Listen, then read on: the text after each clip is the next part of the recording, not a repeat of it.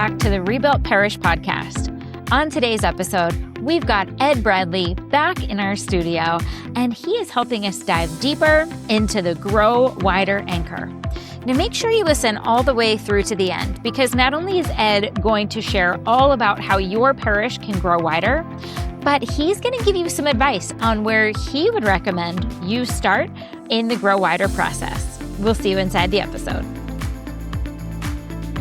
Well, hey there, Ed. Thank you for joining us once again on the podcast. Hey, happy to be here, Melissa. Thank you. You said the word again, meaning I've been here before, so that means you invited me back. So thank you for that. I'm happy to be here, and I look forward to our conversation. Well, at any time we want to talk about one of our 4 strategic anchors, you are the go-to. You are the guy we talk to. So today we are here to talk about one that people ask us all the time. How do we grow wider? How do we bring people back to church? And I'm excited for you to share a little bit deeper about that one today. Well, I'm happy to do that as well. And, you mentioned the 4 anchors. And so let's first kind of place, grow wider inside all 4, right? And when we think about churches and what we're doing, we're thinking about our main mission, which is to make disciples, right? We're in the discipleship business. And so when we think about the 4 anchors, we want to, have a burden for who isn't coming. We want to bring people to church. We want to go seek disciples. The Great Commission, right? Go. So the Grow Wider is about going, and it's about finding folks, bringing them into church. And that's how we want to grow wider as a community. Then when they show up, they have a great mass experience, and they grow deeper in their discipleship through a worshipful mass experience that's excellence in all regards. And then as a parish, we ask people to take on certain practices that will help them grow deeper in their faith. And that's the grow deeper anchor, right? And shaping a clear discipleship path for folks. And everything in the parish is done by great leadership. And not just at the top, but creating a leadership community and inviting people into it. Those are the 4 anchors, all centered around making disciples, right? I like to start with that grow wider anchor because it starts with that burden for the go, and let's go find people. And so what are the words around that when we think about growing wider? It's not just welcome people. It's also attract people. It's find people. It's invite people. It's engage people. It's, and so when you then think about the whole picture of how we grow wider and what we're going to talk about today and step through with regard to this anchor, all the components of the flywheel that we talk about are connected to sort of some of those words, right? Who are we aiming for? Who are we inviting? How are we engaging them? What are the ways we attract people? And how do we bring them in and then make their experience awesome? So that's the synopsis of that grow wider anchor. And I'm just thrilled to be able to kind of go through it with you. Well, thanks, Ed. Now let's talk about this. You've had the opportunity to coach parishes from across the country. You've gotten to go do weekend experience observations with parishes across the country. So with all of these parishes you've come in contact with, where do you most often see those breakdowns within the Grow Wider flywheel? So talk to us a little bit about that. Yeah, okay. So I should probably first just go a little bit further around the flywheel, if you will. Sounds good. I talked about some of the verbs that, kind of get linked to them, right? But there are, in fact, 6, and we keep saying flywheel. So why are we saying flywheel? And it's really how we graphically show them. These are each kind of executing elements. These are the how you grow wider. And so, we show them in the flywheel intentionally because when we talk about the rebuilt model, and I'm sure you talk about this a lot, this is not a work on it for 3 months, you've got it, it's set it, and forget it. These are spinning ideas. This is fluid. We're always trying something, evaluating it, engage, and maybe then tweaking it, right, and improving. This is an eternal game that is the local parish. All right. So, when you think about the 6, let's go through them really quickly to at least name them, right? So And all of the flywheels start with kind of a macro top of the circle element. And this one's no different. We want to build a culture that welcomes people. And what does that mean? It's a culture. It permeates sort of the whole congregation. Everybody's on board with it, and everybody is, aiming for people. They're inviting people. They're engaging people. They're attracting people. These are, and everybody is on board. Everybody has buy-in. But it does start with, like, who are we aiming for? And that's your target audience. You have to identify a target audience.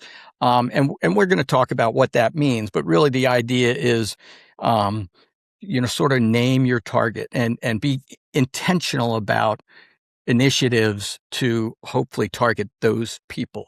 We want to invite our congregation into making the invitation to their friends, their coworkers, the people they know. So, that's a tricky one. And that's the one, what do people struggle with? That's going to be the one I'll name, because Right. there's a lot of implications around inviting your congregation into making that invitation. But that's an important thing to do. Your satisfied customers are maybe the most optimal folks to then go bring new customers to you, right? So invest in invite strategy. The way you might encounter people for the first time might be through your digital presence. And so that needs to be attractive. How are you going to attract people to church? And if they're looking for you, maybe, you meet them in a digital way, make that an attractive moment, make that a compelling experience for folks. That's your front door, if you will. That's an attractive digital presence. If you want to get younger, you want to attract young families, your kids' programs better be pretty darn good, so that kids wake up on Sunday morning like, hey, do we get to go to church today? And so, so let's provide, an exceptional kids and student experience.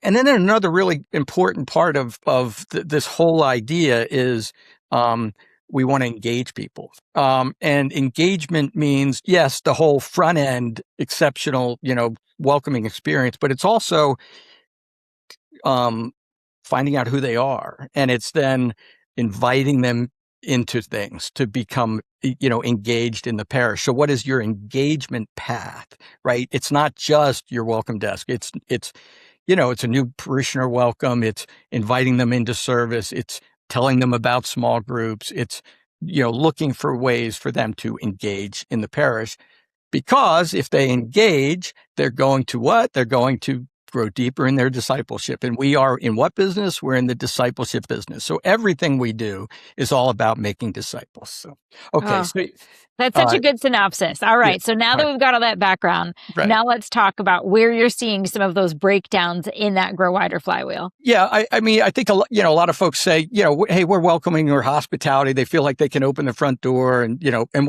maybe we'll talk about that a little more too. But a hard one is that invest and invite. And there are a lot of implications for, that we may also come back to when we talk about that maybe specifically, but it is a challenge if you want to, to encourage people to make that invitation. People are a little reluctant maybe to make the invitation. But there are tools that you can have that help them make the invitation, make them easy.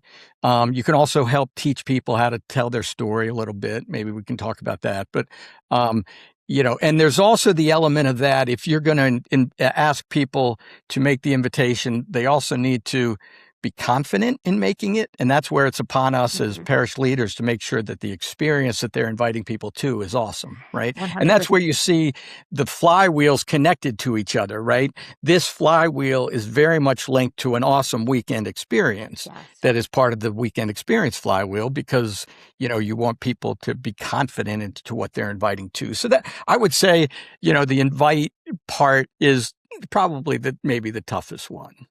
That's tricky. And Ed, I'm so glad that you brought up that they have to feel confident in what they're inviting them to. Because, I had this conversation with the former director of evangelization here in my diocese in Albany.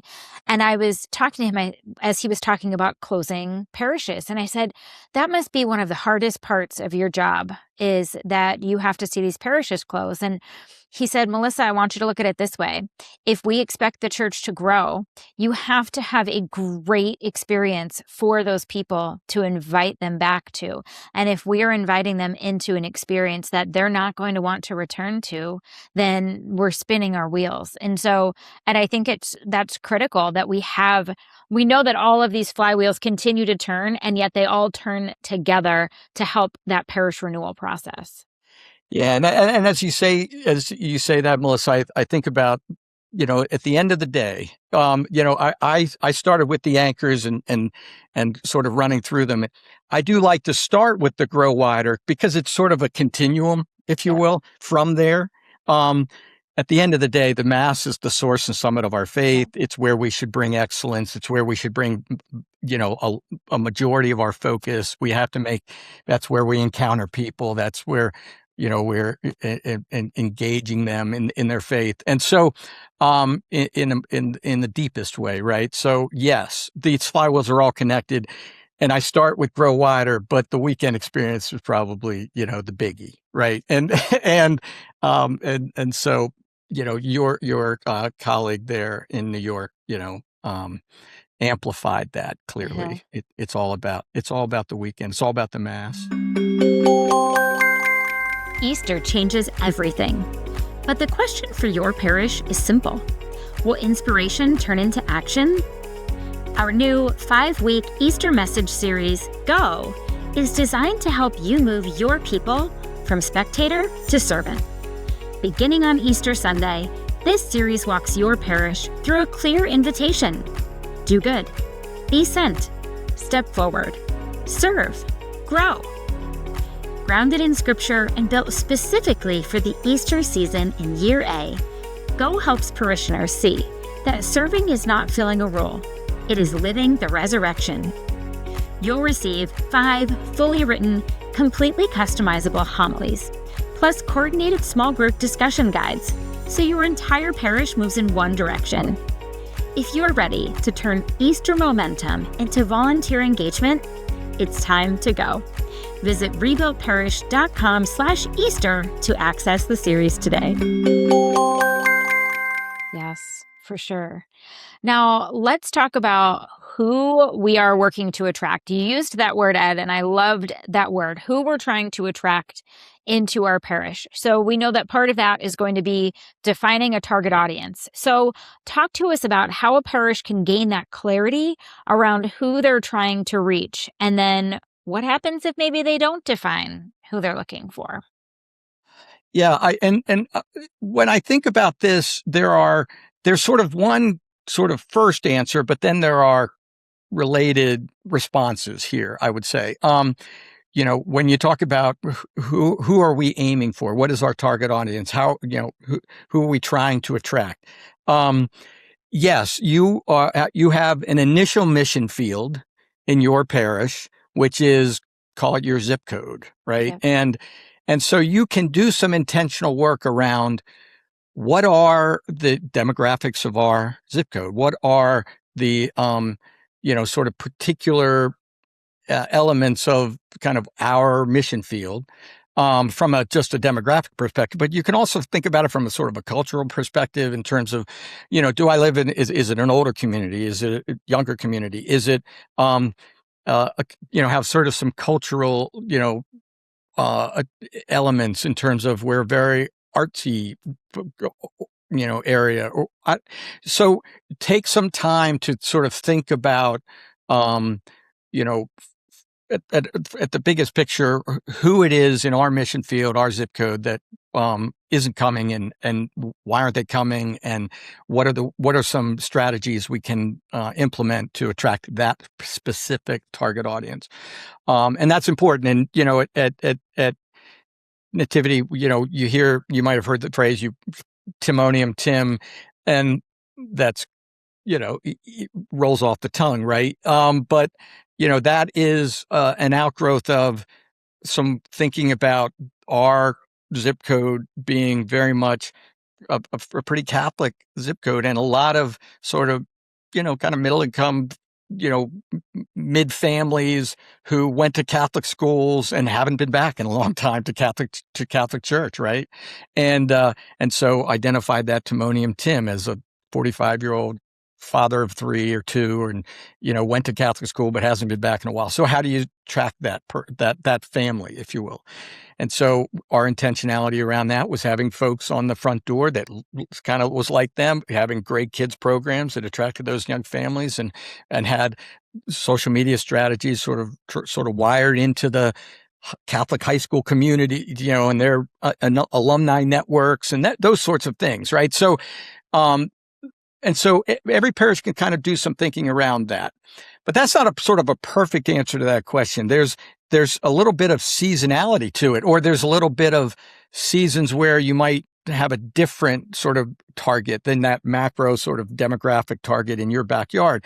If you have a school, you should have an intentional season where you are aiming for the families in the school that aren't coming to Mass on Sunday. And what are some strategies around that in terms of, having this weekend is the 3rd grade weekend, and they're taking up the gifts, and maybe they're preaching, and maybe they're, so, and that's a big thing in the school that at church on Sunday, that it's a 3rd grade weekend, and you can do that sort of every 8 weeks is the different class, or as a thought, or you could have parents who are in the school that are coming to act as ambassadors into the school, and you do some intentional things around those parents to attract the kids in. So that's your target audience for a season.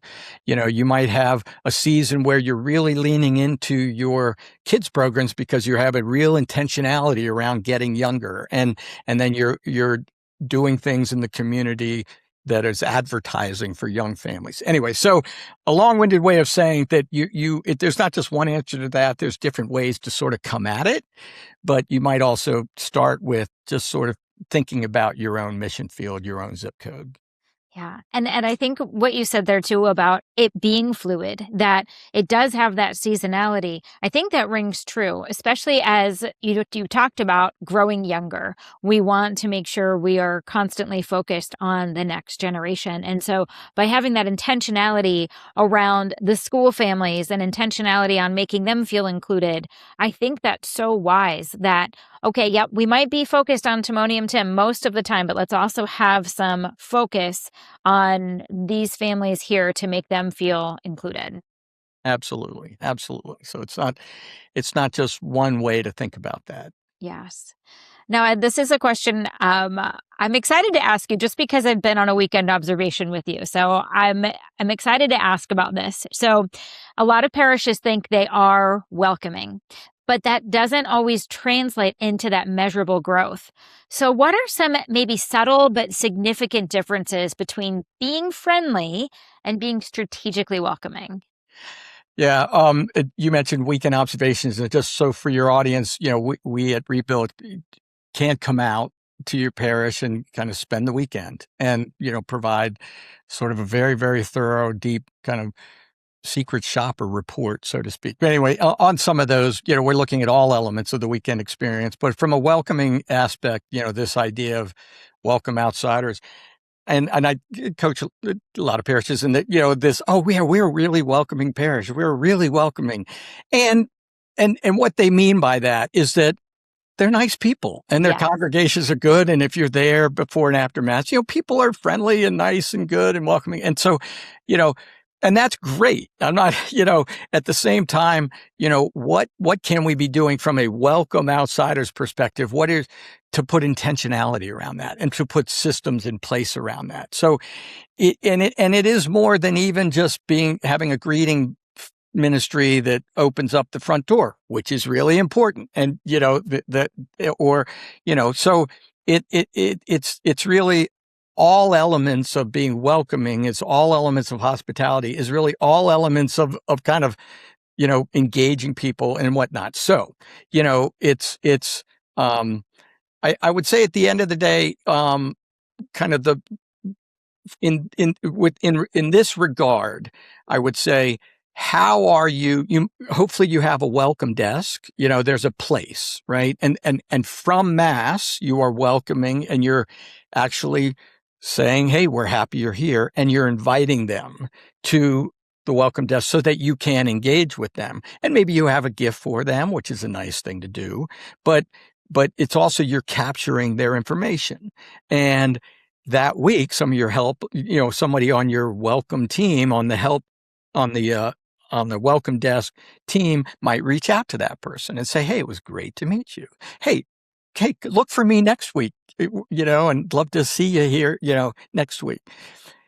Then you're also intentional about, sort of bundling these newcomers into an invitation for a new parishioner welcome meeting. And then you're also continuing to encourage them to serve and to engage and to maybe join a small group and to, so it's, you might have a wonderfully nice, loving community, which is great, but what are the systems that you're putting in place to actually welcome people and get them on, engage them all with the final, set them on a discipleship path, because Yes. what business are we in? We're in the discipleship business. And so, and again, that's how the flywheels are connected, right? So, okay. So put some systems in place that in fact welcome people, but further than that, engage people and set them on a path.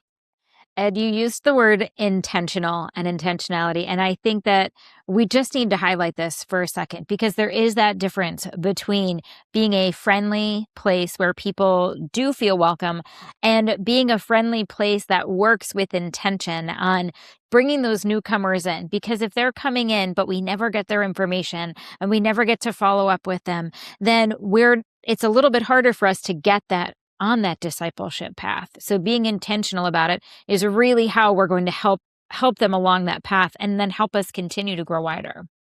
Exactly. Perfect summation. Now, we talked a little bit about weekend experience. Well, we've talked a lot about it because it does play an important role in this grow wider anchor. What are maybe some of those overlooked details that actually make a big difference for first-time guests? Okay, so here you're asking me about the weekend experience, which technically is another anchor, right? But you see how they're connected to each other in terms of from an engaging people into it. The weekend experience is a critical part of the grow wider as well, because when they come, they need to have an awesome experience. And so that experience, when you think about that anchor, we're talking about the music and we're talking about the ministers, and we're talking about the homily. But from the purposes here of its connection to the grow wider, I'm feeling kind of led right now in the moment to kind of focus on the ministers part of that, which is, a big part of welcoming is when people come in for the first time. I think what you're aiming for is that they feel welcome, but that they also feel something. And by that, I mean like, wow, like people are happy here, but they're also engaged here. They're also like there were 5 people on the front door, like there are 3 people at the welcome desk, and there are people in the concourse who are welcoming me. And then when I go into the sanctuary, I've got like 3 host ministers, and they're not just like, I don't mean to say anything bad about ushers, but they're not just ushers talking to each other. They're people who are looking for me, and they're like helping me find a seat and all that stuff. And then there is, the place is clean, and the place is like they were hoping I would come, like just like you prepare your house, right? All those things, and that's all done by ministers, right? And so I would say, the biggest element of the experience is the vibe that you want people to have when they come in, and that's created by the ministry portion of the weekend experience anchor that is a critical part of the grow wider because of the sort of the engagement of that newcomer. And that they're like, I need some of this in my life. I want to come back to this. There's something here that, is compelling. And that's how things, that's how they're connected. And I think that there's not a better way to explain that, but it's a vibe. You feel it when you walk in the door. And the ministers exude that vibe because they're excited to be there, because they know how serving is an essential part of their discipleship. And the people around you feel great because everybody is being so kind and giving them unreasonable hospitality. So I think vibe is that best way you can explain it for a first timer. Yeah. Now, Ed, you talked a little bit about digital presence. So let's dive into that. So how has the role of websites and their live stream and social media shifted in recent years when it comes to evangelization and first impressions? Yeah, the first thing is just to reiterate that the importance of that is your front door, right? Yep. And then and so it should be a great, compelling.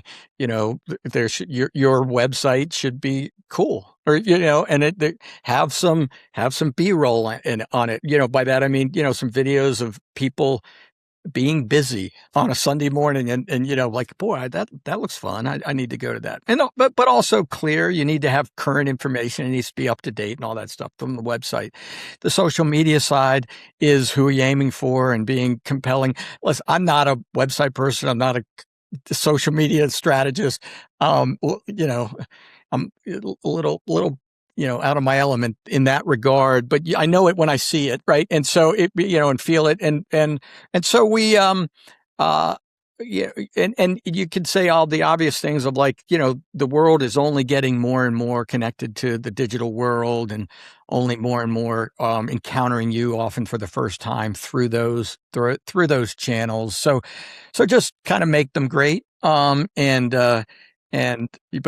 you particularly, Melissa, might know more about this than I will. So, in terms of your marketing history and all that. So, but I would say at the end of the day, just kind of really recognize that first impressions matter, and they very often happen in the digital place, and so that should be a compelling experience. Our 2025 Rebuilt Conference was beyond all that we could ask or imagine. There were over 700 attendees from around the globe who came together to be inspired, encouraged, and equipped. This conference was created for parish leaders and diocese teams who are ready to transform and renew their communities. Did you join us? Did you learn new ideas, ways to strengthen your mission? Are you ready to join again or for the first time? Save the date.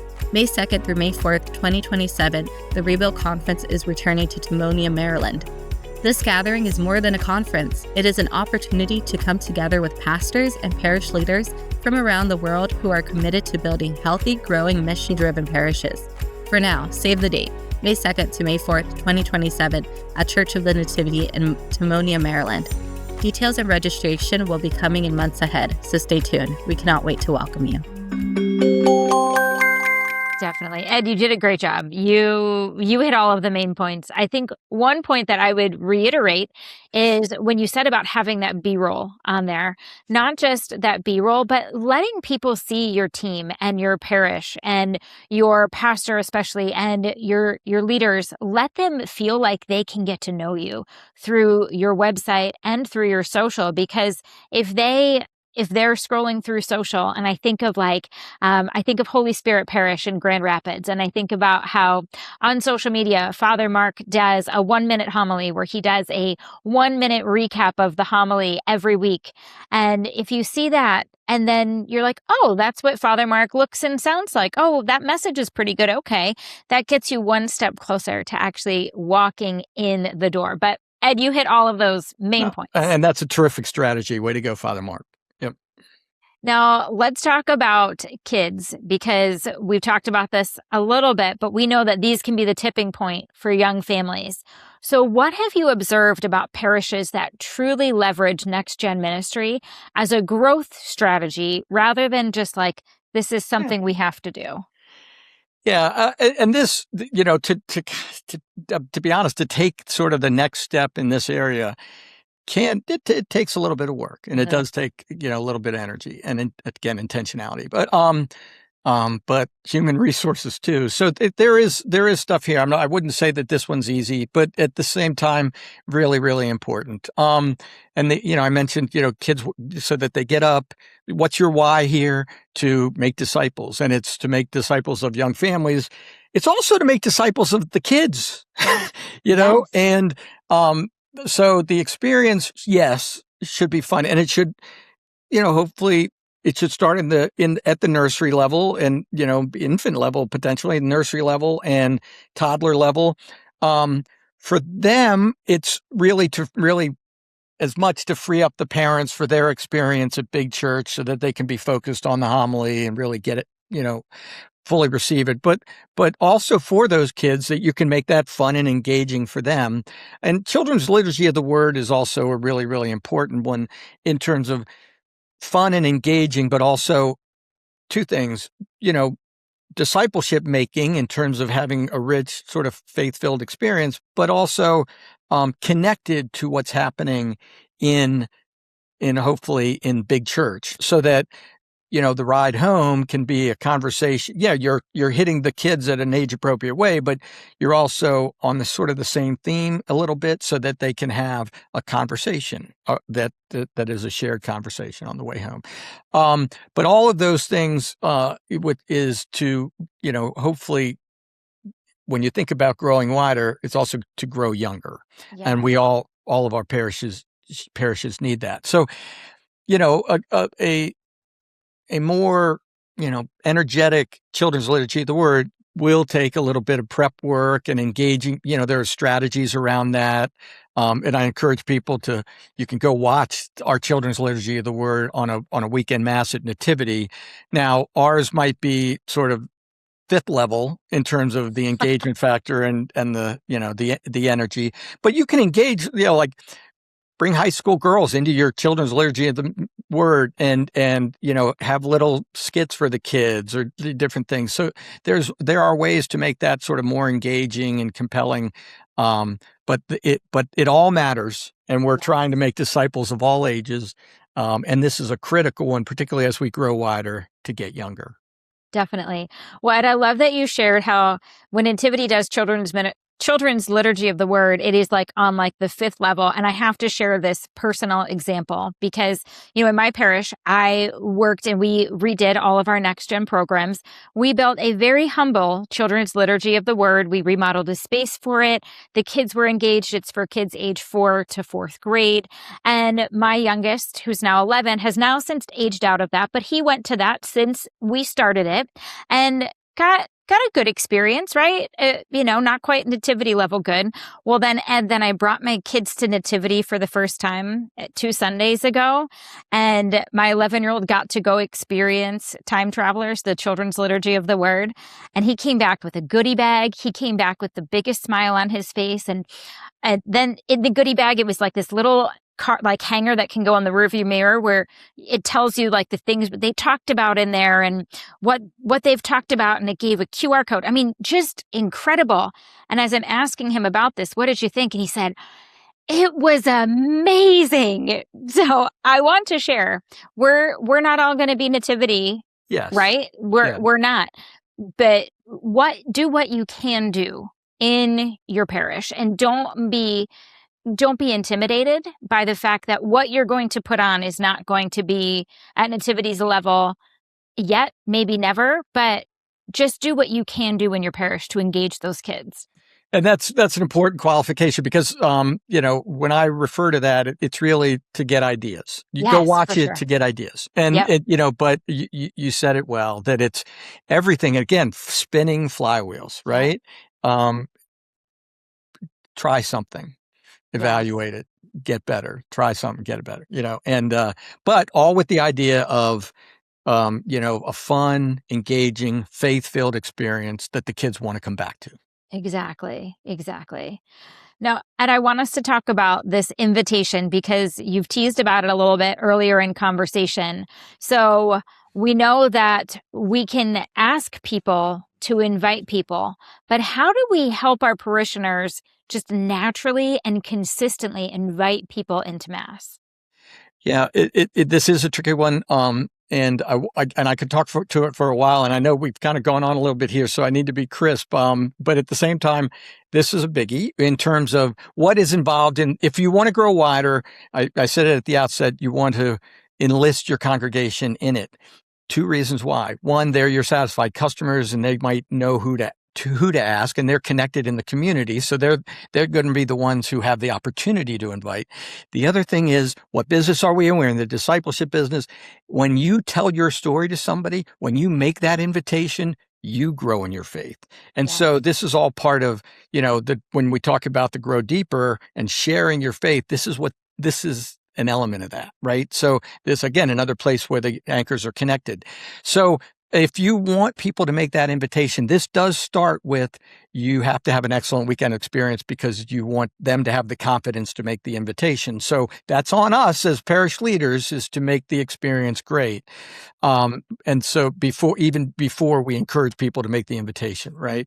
So now I'm asking people I've gotten a good weekend experience in place. We're asking people now to make the invitation. We call it invest and invite.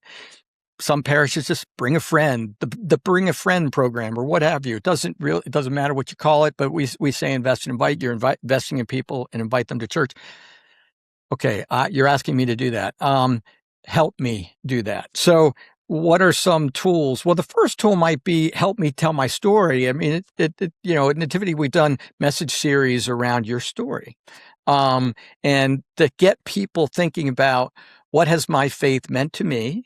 And how has it changed my life? And how has it influenced, me? So what does my relationship with Jesus mean? So get people thinking that way so that they are really prepared for those conversations to share their faith with others, so that they can tell others what their faith has meant to them. That's one thought, right? Is have some, but then also some actual hard tools to make the invitation. If you have a message series starting in 2 weeks, well, maybe as parish leaders, we could put out little invitation cards to the congregation that provides a synopsis of the summary of the message series that's coming up. It has mass times on it and has some cool artwork on it or whatnot. And that you're just handing those out so that, hey, give these to your friends. So that's a tool to make the invitation and help people make the invitation.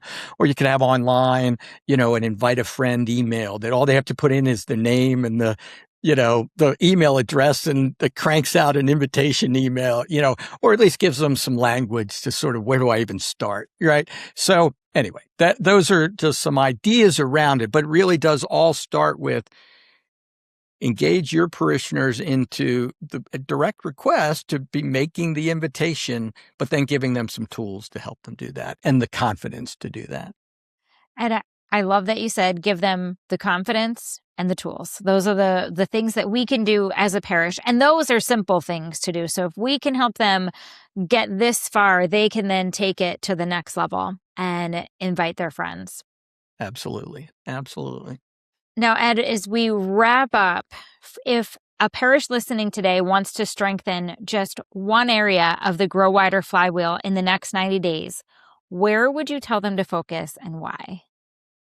Well, if you haven't started in this regard, we talk about, a welcoming community and hospitality. I think I would, at least make sure you have a hospitality team in place. I would say maybe as a place to start in terms of opening the front door, certainly, and a welcome desk, and to think intentionally about how are we engaging people, and to be intentionally, whether it's in your announcement at the end. We prefer the phrase end notes, because at the end of Mass we want to reiterate the central message of the gospel and send people forth with a charge for that week. It's not come to the pancake breakfast on Wednesday. It's go make disciples in some way that rearticulates. So the end notes are important in that regard.